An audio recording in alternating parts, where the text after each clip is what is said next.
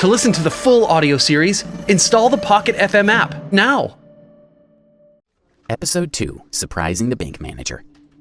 Does he have no shame? Karen hurried after Alex with a look of chagrin on her face. She tried to open the door to the VIP room, but it had been locked from the inside. Hello?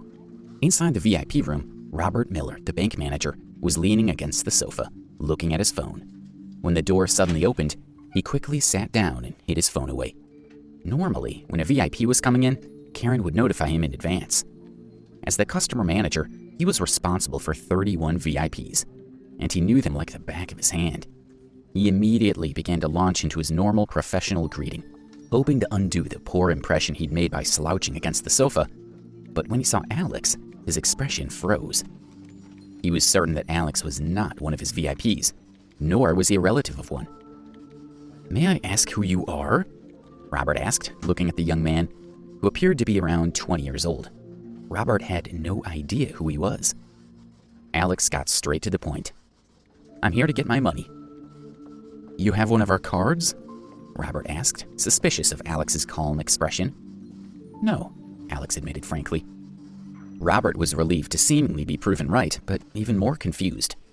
Access to the VIP room required a minimum worth of $3 million, but this man didn't have any money. Why was he so composed? "I'm sorry, sir, we can't give out money without a card. Do you require anything else?" He's crazy, Robert thought. Why on earth did Karen let him in? I'll have to speak to her about this at Monday's meeting. "You have fingerprint recognition here, right?" Alex suddenly asked. The fingerprint ID system at the bank was for the wealthiest families and businesses to use. Only a few people had their fingerprints recorded in the system, at least in the New York branch, and no one had used it to access their holdings yet. "You want to use it?" Robert could no longer bring himself to call Alex sir. "Yes," Alex nodded. Robert was feeling more confused by the second. Why would someone who wasn't even a customer request to use a fingerprint ID? To be honest, even though he was curious, Robert felt that it was barely worth humoring the request. But after considering for a few seconds, he finally decided to let Alex make the attempt rather than risk making him angry. He opened the safe and brought out the fingerprint identification device, which he had never used before. "Place your thumb here." Robert indicated the verification area to Alex, who placed his thumb on the sensor. Beep! The device lit up with a glaring red light, and the LCD screen displayed the words, "Fingerprint not recorded." Immediately, Robert's expression turned hostile, and he glared at Alex. He picked up his phone, ready to call the police.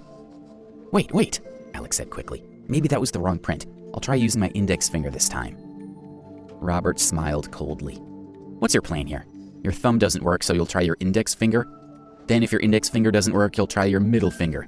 When you run out of fingers, will you try using your toes?" But Alex had already pressed his index finger on the verification area. Robert resolved that if the man's fingerprints weren't accepted this time, he would immediately call the police and have him arrested. Beep! A green light appeared on the device, and new details flashed up on the LCD screen. Verification successful. Family account 01.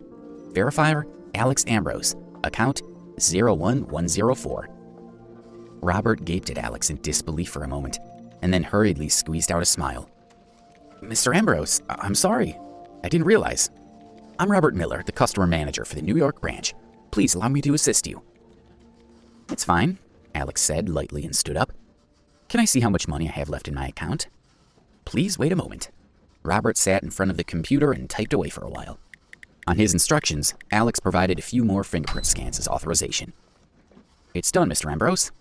Robert clicked the OK button on the screen, and Alex's account appeared. Robert pointed to the computer screen and said, "Mr. Ambrose, the balance of your account is currently $86 million. Robert couldn't help but suck in a breath of cold air. This young man had an enormous fortune. It placed him in the top flight of the 1%. Most people would never be able to even dream of that much money. Alex felt strange as he stared at the numbers on the screen. He reminded himself that he needed to get used to his status as a rich kid as soon as possible. "Oh, and you have other assets as well. Let me show you now." Robert clicked through to check several pages in a row. Finally, he clicked the OK button again. The computer brought up a 4x4 grid of display screens. "This surveillance screen displays all the physical assets that you hold elsewhere," Robert explained. He clicked on the upper left corner of the screen and brought up the feed from the bank's branch at The Hague, which revealed a sports car. In the lower right corner, it said, Ferrari Pagani Hura. Robert opened up other screens for Alex, one after another. The Hawaii branch displayed a Dominica blue pearl bracelet and 4 stacks of gold bars. The feed from the French branch in Nietzsche revealed 3 original Picasso paintings and 2 Rodin statues. And the Cape Town branch had 15 10-carat diamonds, 10 pieces of ivory, and another couple of stacks of gold bars. Robert's eyes almost popped out as he looked at Alex's assets. He had never seen anyone so rich. Maybe not even 1/10 as rich. All right, I'd like a card, Alex said before Robert could collect his thoughts. Yes, I'll see to it right away. Please wait a moment. Robert immediately started to make the necessary arrangements. Within 10 minutes, a Supreme card was produced. Robert looked at the Supreme card and thought about Alex's assets. This card wasn't good enough for Alex's status, but it was the highest grade of card they were authorized to issue at the New York branch. Robert handed the card over. Mr. Ambrose, your card. Thank you. Alex took the card, stood up, and went to walk out of the room. Mr. Ambrose, please wait. Robert didn't dare to appear to be neglecting such an important customer. He should see him out personally, but the asset checking system on his computer had not been turned off yet, and the fingerprint verification machine, iris recognition apparatus, and other sensitive equipment had not been returned at the safe. The monitoring system in the VIP room was connected to the district manager's office. Karen was anxiously waiting in the hall. What's been going on in there for so long, she wondered. Could that Brett have murdered Mr. Miller in the VIP room? The more she considered it, the more scared she became. She was on the verge of banging on the door and demanding a response when Alex walked confidently out of the room. Stop, Karen shouted. She walked quickly over towards him and grabbed his coat. You can't leave. You broke into the VIP room. Once we confirm that nothing's missing, I will call the police and have them hold you for questioning. What are you talking about? Alex asked. Let go. Karen grappled with him for a while, but she couldn't manage to search his pockets. What's wrong with this woman? Alex thought. He wasn't even arguing with her, but she was manhandling him. What is this?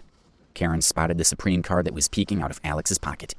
She quickly pulled it out and looked at him triumphantly, as if she had found evidence of his guilt. Oh, you stole a card. This is a crime and I have to call the police.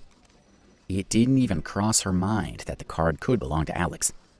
She imagined he had entered the VIP room, pretending to be there by mistake, and had then distracted Mr. Miller with questions and stolen the card when the manager wasn't paying attention. Let go. Alex was sick of this woman. Don't you feel guilty about being a thief? She was even more determined. With the two of them creating such a scene, other customers started to walk over toward them, intending to help Karen keep Alex from getting away.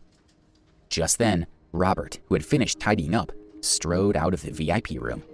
Having seen Alex's assets, Robert now knew he was the most important customer the New York branch of the bank had ever had.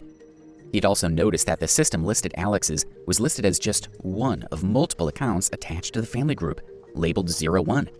If that single account was so lucrative, what about the rest of the family? It was rare to meet such important people, so Robert knew he had to be careful to curry favor with Alex. If they got along well, it would be a tremendous success for Robert, and the potential benefits were huge. So, when he saw Karen struggling with Alex, he was enraged. Karen's expression was hostile, and Alex was becoming very angry. Karen was an idiot who was playing with fire, and she might drag Robert himself down with her. Of all the bank's many customers, why did she need to pick this one to try and remove? A simple flick of Alex's finger could be enough to end both their careers.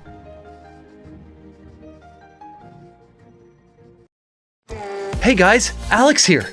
Listen to full episodes of Insta Millionaire exclusively on the Pocket FM app.